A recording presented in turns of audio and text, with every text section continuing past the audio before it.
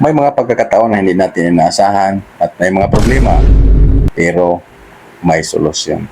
Year 2015, nag-loan ako sa SSS. Hindi ko inaasahan at hindi ko rin alam na palaki na pala yung interest na nakuha ko sa SSS. Pinabayaan ko lang mga ilang taon, pero ngayon, ina-update ko yung SSS. Pero ang nangyayari, napakalaki na pala yung interest ng SSS ko. Umaabot na ng 71,000 yung SSS loan ko. Kasama na yung interest. Dito, pumapasok ng problema. Paano ko ba to babayaran yung 71,000? Pero may programa pala ang SSS ngayon ng condonation. Condonation, kung malaki na yung loan mo sa SSS, pwede ka rin mag-apply ng condonation. Ginagawa ko, nag-apply ako ng condonation loan.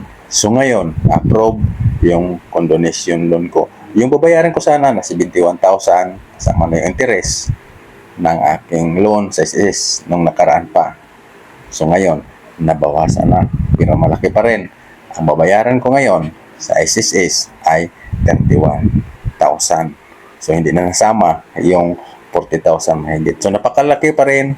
Kaya kung ikaw may loan ka sa SSS hanggang ngayon, pinabayaan mo lang at hindi mo in-update yung SSS mo, baka sa susunod na araw, magsisisi ka rin kasi napakalaki na yung babayaran mo sa SSS.